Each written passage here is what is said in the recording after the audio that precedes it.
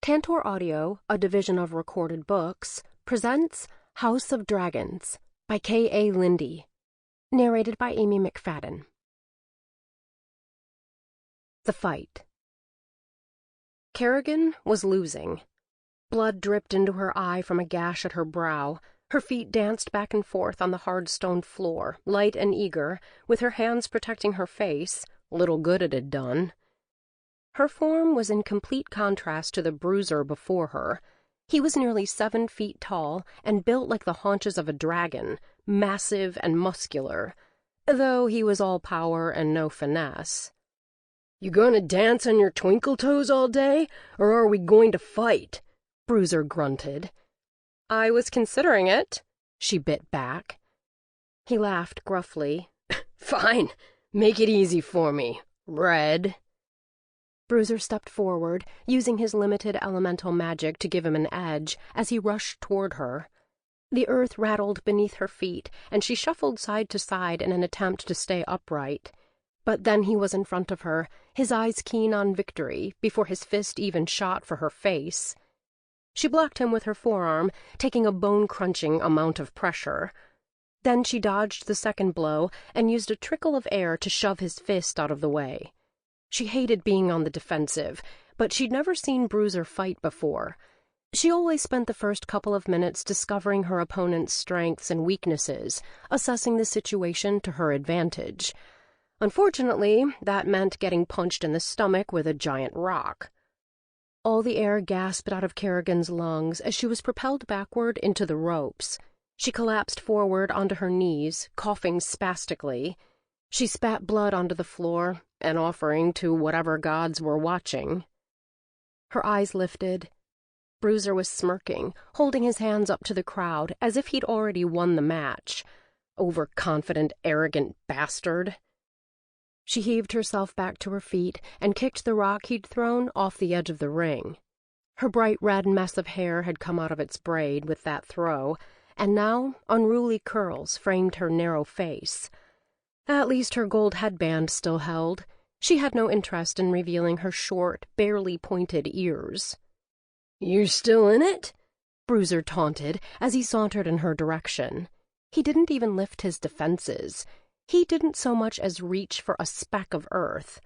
He was used to using his fists and getting his way. "Poor little thing. I'm going to have to put you to sleep." "We'll see if you can, Bruiser." Kerrigan's eyes blurred at the edges. The fumes from the wastes, the deplorable underground crime building where she was currently fighting, sure didn't help matters. The dragon ring was on the bottom level and smelled like stale ale and blood and vomit. She preferred it down here to nearly everything up above, but gods, the smell. It was all the worse because her eyes teared up. Gods, she looked like an amateur. A small smile cracked her frightened facade. Sometimes looking like an amateur worked to her advantage. Kerrigan jabbed out with her left hand, swirling the sand on the ground into a tight cyclone. She swung it in an arc before throwing it. Bruiser's eyes widened in shock. Then he dove out of the way of the maelstrom. Too slow. The sand yanked him off his feet and threw him halfway across the ring. He rolled over his shoulder and came back up in a crouch. His beady eyes assessed her more strategically than when he'd casually tried to beat her face in. Kerrigan was losing. On purpose.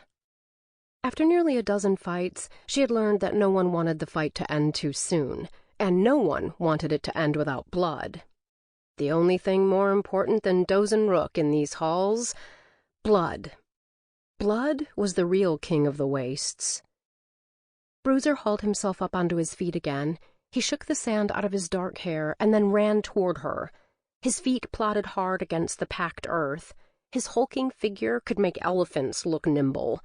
Still, she waited with her hands at her sides, ready to strike when he was closer.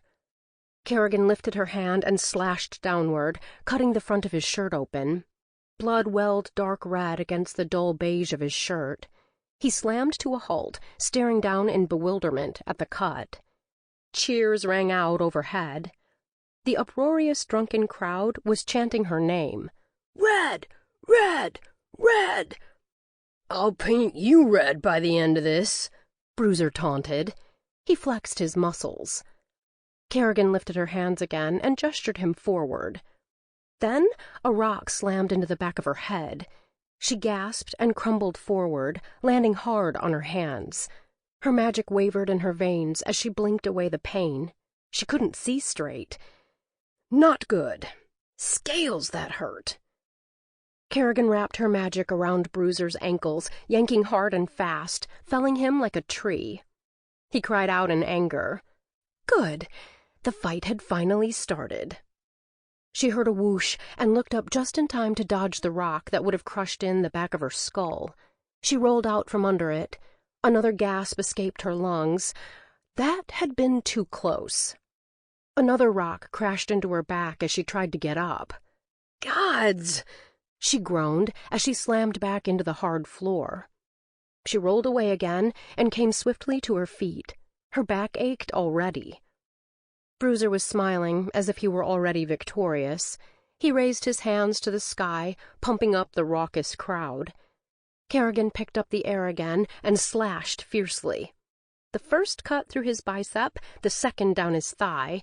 The third was supposed to hit his cheek, but he somehow flowed around the wind. Her eyes widened.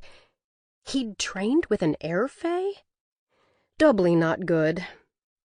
"That's a neat trick," she said. Bruiser laughed as he weaved away from her and then threw dust right into her eyes. She slammed them shut on instinct, crying out in shock. There were no rules in the wastes, certainly none inside the dragon ring. But it was dirty play. Dirty, dirty play. She blinked rapidly, tears welling as the grit ground into her eyes. Concentrating so hard on her eyes, she didn't hear the rock that catapulted into her nose. Something snapped, and she cried out. Blood gushed from the wound. Her eyes flashed cold death to her opponent. Now, she wasn't losing on purpose. "Say goodnight, Red," Bruiser said. Kerrigan lifted her hand. She was barely able to see through the sand in her eyes, but her own anger propelled her forward.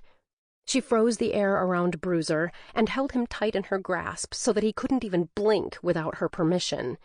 If she wanted, if she had the strength, she could crush him right where he stood. Her hand shook, just holding him in place. It took an immense amount of power to be able to do what she was doing, more than she had claimed to have when she started this fight. She needed to let him go. She needed to dispel her anger and release him. If she didn't, she was going to pay for it later. "Go back to the underworld you came from," she growled. She dropped her magic at the same time that she brought her knee up to his balls with a satisfying squelch. He doubled over in pain. Then she reared back and punched him in his face. He fell backward with the force of her strike. Her knuckles split, and she couldn't stop her hands from shaking. But there was only one end here. The end where she won. She stepped over Bruiser's body and kicked him in the temple. A perfectly placed shot to knock him out, but not kill him. The crowd went wild. Cheers and shouts and objects fell from the sky above to litter the dragon ring, while a man hobbled hastily into the ring and held her arm up. "Winner goes to Red!" After the fanfare, Kerrigan stumbled out of the fighting ring and into the back room, where, typically, a small weasel of a man waited to give her the earnings from the fight. That man wasn't there. In his place stood the owner and proprietor of the wastes and the biggest crime lord in the city of Kincadia, Dozen Rook. "Dozen?" Kerrigan said through gritted teeth. She could barely stand. Her nose ached from that last hit. It was definitely broken. Her back was probably already black and blue. Still, she straightened and held her chin up high. She would never let him see that on her. "Red?" Dozen said with his cocky smirk. "How can I help you?" she drawled lazily. "You can take off that ridiculous headband. No one to hide from down here." Kerrigan frowned and tugged the gold headband free, releasing her bright red hair from its trapping and revealing the delicately pointed ears beneath. The ears that revealed her for what she truly was, half-Fae, half-human. Full-blooded Fae had sharply pointed ears, and full-blooded Fae was the only right thing to be in Kincadia. Up above, in the city of Kincadia, half-Fae were persecuted for their heritage.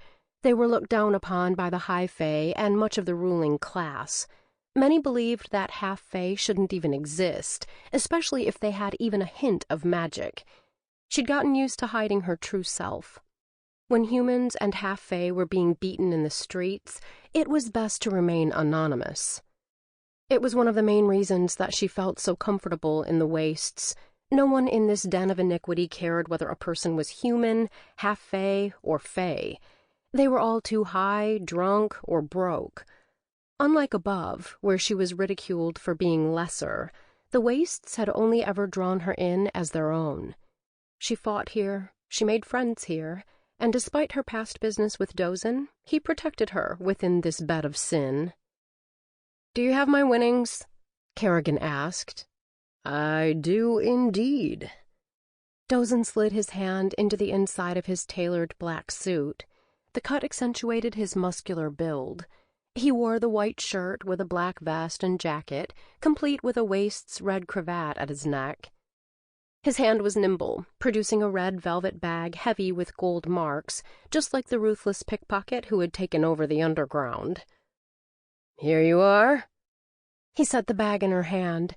It held way more than what she should have earned. His almost golden eyes glittered with defiance, as if waiting for her to suggest that it was too much money. She did no such thing. She pocketed the bag and ignored the way he ran a hand back through burnished hair that showed more red than brown in the light. Not at all like hers. Not that she would ever admit to paying attention. "You should consider working bigger fights," Dozin said. "Use more than one element." Using only one element in the dragon ring kept her safe. She did it to keep a target off her back.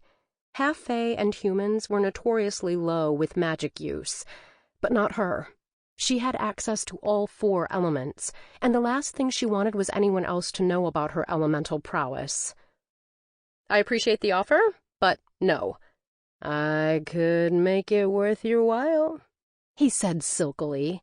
His gold eyes practically glowed in the light. She swallowed against his infuriating charm.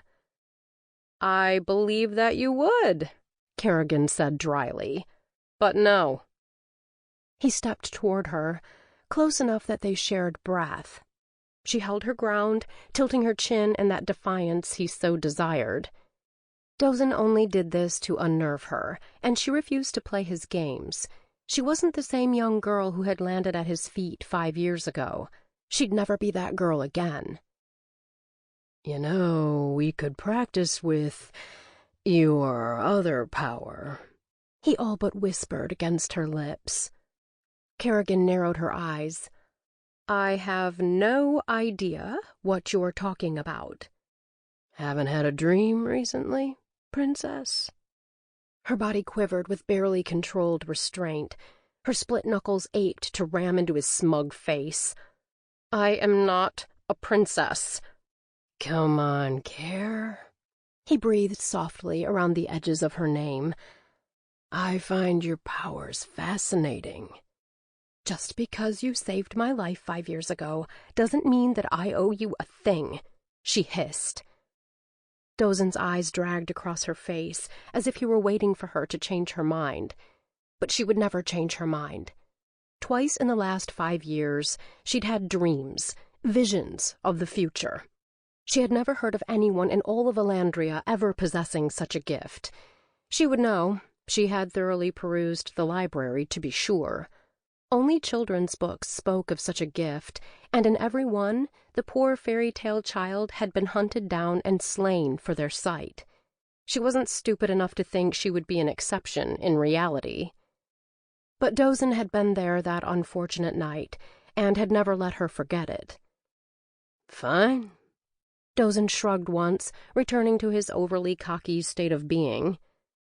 "What will you do with your winnings? Same as usual? Give it all back to me in drinks? Not the worst. Sample complete.